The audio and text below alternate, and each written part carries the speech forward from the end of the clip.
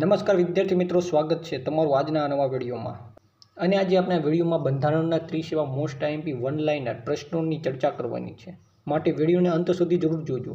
અને જો તમે ચેનલ ઉપર નવા આવતા હોય તો ચેનલને પણ સબસ્ક્રાઇબ જરૂરથી કરી લેજો, જેથી આ ચેનલ ઉપર તમને બંધારણના આવા તમામ વિડીયો મળતા રહેવાના છે. તો હાલો અમે શરૂ કરીએ વિડીયોને.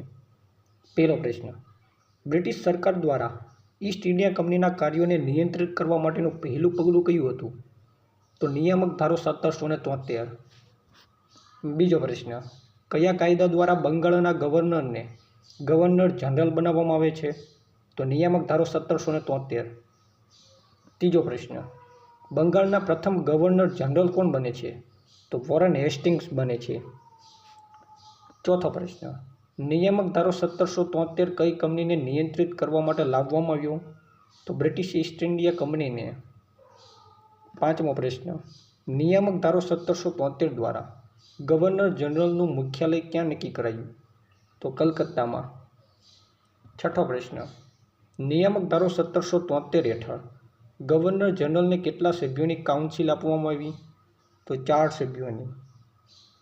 સાતમો પ્રશ્ન: નિયામક ધારો 1773 હેઠળ કઈ અદાલતની સ્થાપના થઈ? તો સુપ્રીમ કોર્ટ, કલકત્તા.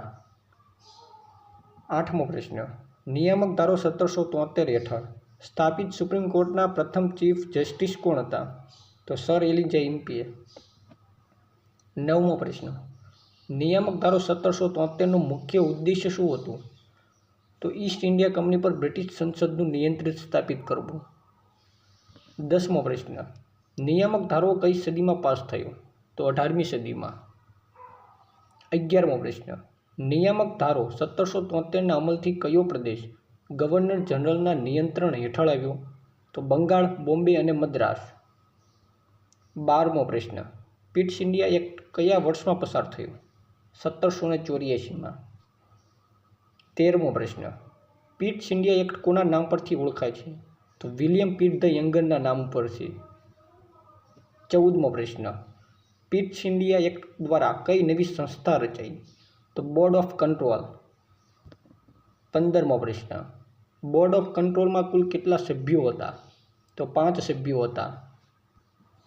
16મો પ્રશ્ન: પિટ્સ ઇન્ડિયા એક્ટ દ્વારા કઈ પ્રકારની શાસન પદ્ધતિ સ્થાપિત થઈ? તો દ્વિશાસન પદ્ધતિ. 17મો પ્રશ્ન: પિટ્સ ઇન્ડિયા એક્ટ હેઠળ કયો વિષય બોર્ડ ઓફ કંટ્રોલના હસ્તક આવ્યો? તો લશ્કરી અને રાજકીય બાબતો. 18મો પ્રશ્ન: પિટ્સ ઇન્ડિયા એક્ટ કોના અધિનિયમને સુધારવા માટે લાવવામાં આવ્યો હતો? તો નિયામક ધારો 1773ને સુધારવા માટે પિટ્સ ઇન્ડિયા એક્ટ લાવવામાં આવ્યો હતો. 19મો પ્રશ્ન: પિટ્સ ઇન્ડિયા એક્ટે ઈસ્ટ ઇન્ડિયા કંપનીની સત્તાને કેવી રીતે વહેંચી? તો વ્યાપારિક અને રાજકીય. 20મો પ્રશ્ન: ચાર્ટર્ડ એક્ટ 1813 પછી બ્રિટિશ ઈસ્ટ ઇન્ડિયા કંપનીનો કયો વેપાર ચાલુ રહ્યો? તો ચાનો વેપાર. 21મો પ્રશ્ન: ચાર્ટર્ડ એક્ટ 1813 દ્વારા કઈ કંપનીનો વેપાર એકાધિકાર સમાપ્ત કરવામાં આવ્યું? તો બ્રિટિશ ઈસ્ટ ઇન્ડિયા કંપનીનો. 22મો પ્રશ્ન: ચાર્ટર્ડ એક્ટ 1813 દ્વારા શિક્ષણ માટે વાર્ષિક કેટલો ખર્ચ મંજૂર થયો હતો? તો ₹1 લાખનો. 23મો પ્રશ્ન: ચાર્ટર્ડ એક્ટ 1813નું મુખ્ય મહત્વ શું હતું? તો શિક્ષણ માટે નાણાંની જોગવાઈ. 24મો પ્રશ્ન: ચાર્ટર્ડ એક્ટ 1813 દ્વારા કઈ પ્રવૃત્તિને ભારત આવવાની મંજૂરી મળી? તો મિશનરીઓને. 25મો પ્રશ્ન: ચાર્ટર્ડ એક્ટ 1813 કયા ક્ષેત્રમાં નવા યુગની શરૂઆત દર્શાવે છે? તો શિક્ષણમાં. 26મો પ્રશ્ન: ચાર્ટર્ડ એક્ટ 1833 કોના સમયમાં પસાર થયો હતો? તો લોર્ડ વિલિયમ બેન્ટિંગના સમયમાં. 27મો પ્રશ્ન: ચાર્ટર્ડ એક્ટ 1833 દ્વારા કોને ભારતનો પહેલો ગવર્નર જનરલ બનાવવામાં આવ્યો? તો લોર્ડ વિલિયમ બેન્ટિંગને.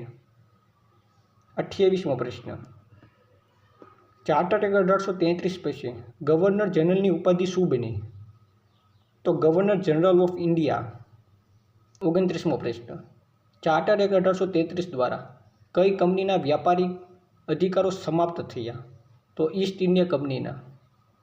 અને છેલ્લે 30મો પ્રશ્ન: ચાર્ટર્ડ એક્ટ 1833 પછી ઈસ્ટ ઇન્ડિયા કંપનીનું મુખ્ય કાર્ય શું રહ્યું? તો વહીવટ. તો વિદ્યાર્થી મિત્રો, આ હતા બંધારણના 30 એવા મોસ્ટ આઈએમપી વન લાઇનર પ્રશ્નો કે જે તમને કોમ્પિટિટિવ એક્ઝામમાં ખૂબ જ ઉપયોગી થવાના છે. અને મિત્રો, આવા જ આપણે બંધારણના 1300 મોસ્ટ આઈએમપી વન લાઇનર પ્રશ્નોની PDF બનાવી છે. જો તમારે આ PDF મેળવવી હોય તો આ સ્ક્રીન ઉપર દેખાતા મોબાઈલ નંબર ઉપર મેસેજ કરીને તમે આ PDFને માત્ર 49 રૂપિયામાં મેળવી શકશો. જો આ વિડીયો ગમ્યો હોય તો વિડીયોને લાઇક કરી દેજો અને તમારા મિત્રો સાથે શેર પણ જરૂરથી કરી દેજો.